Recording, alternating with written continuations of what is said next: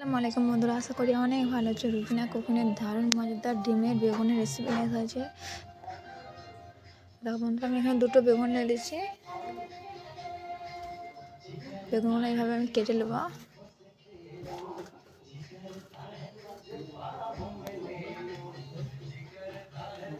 দেখো বেগুনটা আমি রেখে দিয়েছি অর্ধেকটা। দেখো এভাবে আমি ঢাকা দিয়ে দেবো। প্রথম থেকে শেষ পর্যন্ত দেখতে থাকো, অবশ্যই ভালো লাগবে। আর ভালো লাগলে কিন্তু অবশ্যই লাইক কমেন্ট শেয়ার করবেন। আমি এখানে ছোটো একটা চামচ নিয়েছি, ভিতরে অংশগুলো বের করে নেবো বেগুনের।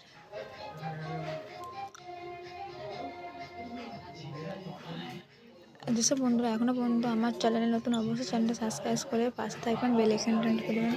আর ডিম তো সকলেই খাই, আর বেগুনও সকলেই খাই। তো এইভাবে বাড়িতে অবশ্যই ডিম দিয়ে আর বেগুন দিয়ে বানিয়ে দেখবেন, খুবই ভালো লাগবে। ভিতরে অংশ মানে বার করে নেবো এইভাবে।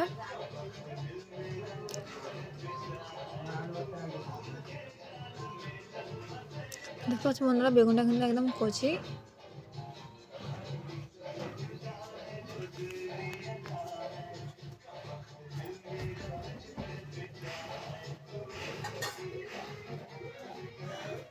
দেখো বন্ধুরা, ভালোভাবে কিন্তু বের করে নিয়েছি। দেখো ভিতরটা দুটো হয়ে গেছে বেগুন। এবার ডিম ভেঙে আমি দিয়ে দেবো এই বেগুনের মধ্যে। ভালো করে বেগুনটা ধুয়ে দিয়েছি।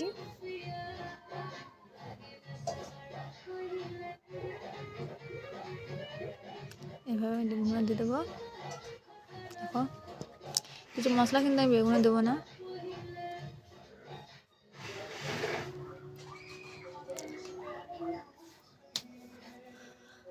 এভাবে আমি আবার একটা ভেঙে দেবো।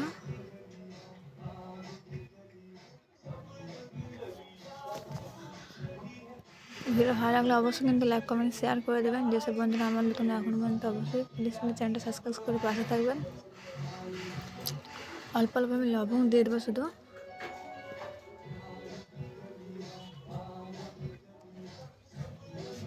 অল্প এটা লবণ দিলাম। এর উল্টা আমি ধরিয়ে দেবো। দেখো বন্ধুরা, এখানে আমি কড়া দিয়ে দিচ্ছি, আর এই কড়ার উপরে আস্তে আস্তে করে বেগুনটা ব্রাশ করে দেবো।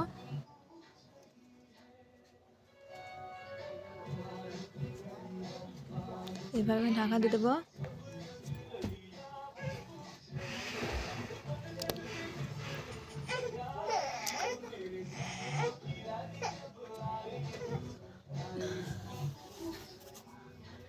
অল্প আমি তেল দিয়ে দিলাম।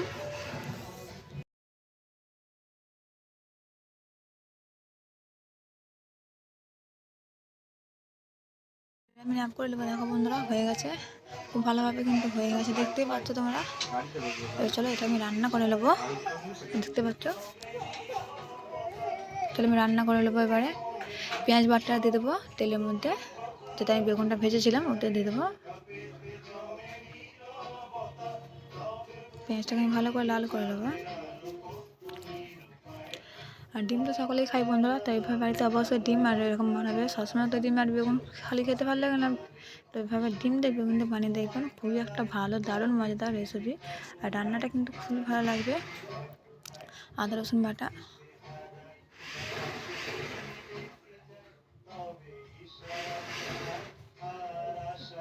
একবার না বানালে বন্ধুরা বুঝতেই পারবেন না যে কীরকম লাগে ডিম বেগুন একসাথে খেতে।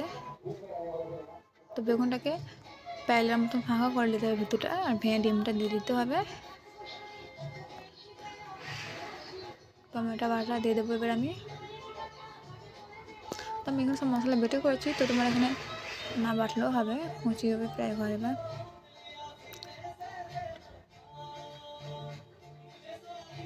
লবণ দিয়ে দেবো।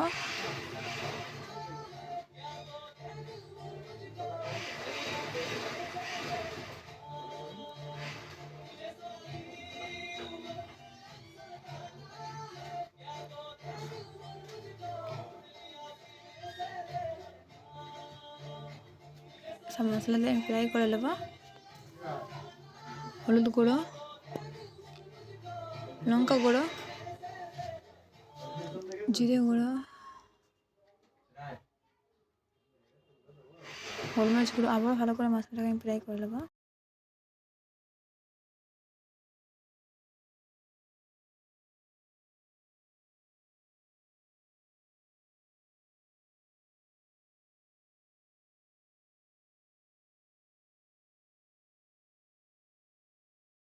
মশলাটা দেখো বন্ধুরা ভালো করে ফ্রাই করে নিচ্ছি। এবারে আমি অল্প পানি দিয়ে দেবো।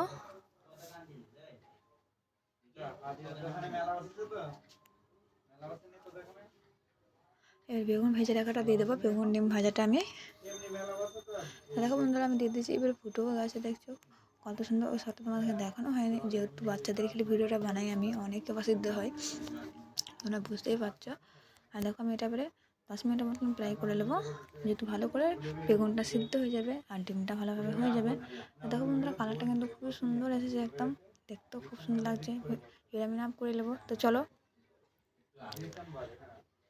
দেখো বন্ধুরা আমি এরপর এখানে প্লেটে ঢেলেও নিয়েছি। আর দেখতে পাচ্ছ কত সুন্দর লাগছে। একবার না বানালে বন্ধুরা তোমরা বুঝতেই পারবে না যে কত সুন্দর লাগে বেগুন ডিম খেতে।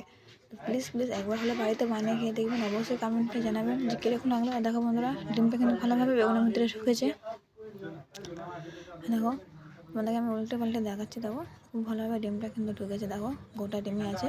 আমি কিন্তু বেগুনকে 2 পিস করে নিয়েছি। তো খুবই ভালো লাগছে। একবার হলে বাড়িতে বানিয়ে দেখবেন, খুব ভালো লাগবে। দেখো একদম ডিম ভিতরে কিন্তু আছে। ভালো থাকবেন, সুস্থ থাকবেন। আবার দেখাচ্ছে নতুন ভিডিওতে। সাবধানে।